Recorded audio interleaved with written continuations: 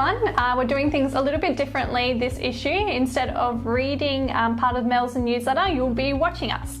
So I'm Natalie, I'm from the Why Not editorial committee, and I'm sitting here with Ross, a YMCA leader and a national advocate for young people and community impact.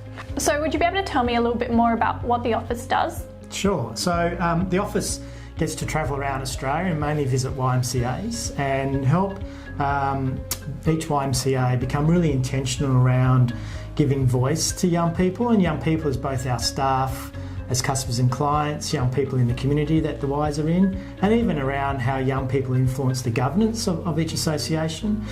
Equally, we support the associations around being intentional around putting together a community impact methodology and framework, and build a culture that really values measuring impact. Mainly because it's a continuous improvement process. It helps us make sure that we're achieving what we hope to achieve for the people we work with. Okay, great. And are there young people on the office? Yeah, there are. There's, in fact, you're in the office, I am. Natalie. Okay. So we've got a number of working groups that are led by young people for young people. And the reason why there's an old person like me is because we've modelled it on the commissioner type model. Who really is there to influence the YMCA, the older part of the YMCA, as we embrace an intergenerational strategy. There's nearly 89% of young people between the age of 18 to 24 enrolled to vote for next week. What do you think about that? Oh, look, I think it's exciting. I think it's amazing. Young people just want to express their voice. I just don't think politicians are speaking to them, and I think there's a challenge for us in Australia to find a better way to make sure that young people are part of the consideration around policy. Yeah, definitely.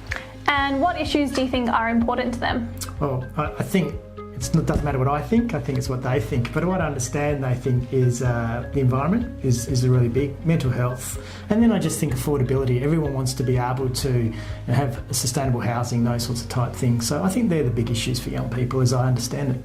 Yeah, completely agree.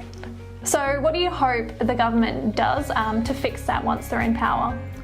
Look, I think the obvious answer is that they create a Minister for Youth.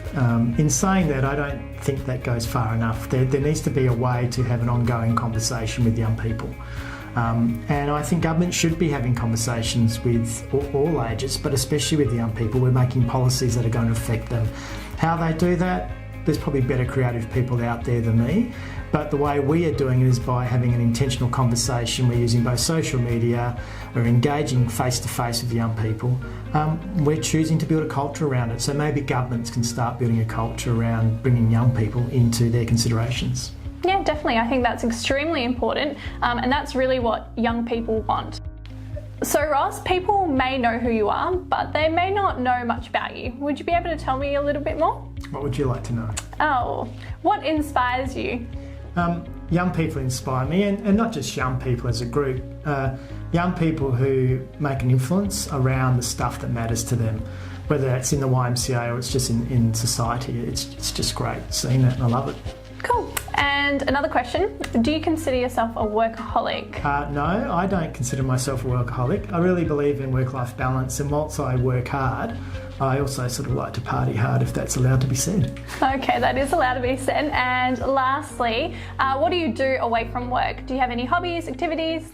Sure. I don't know if you call them hobbies, but I don't mind getting on a push bike every now and then, whether it's a road bike or a mountain bike, even though I almost broke I did break my neck only a couple of years ago. Oh no. I love food and I love going to the pictures. So nice food, good film, go for a ride the next morning is pretty much what I'd like to do. Cool, sounds great. Ross, thank you so much. I really look forward to seeing what the office does, and stay tuned for Chapter 2.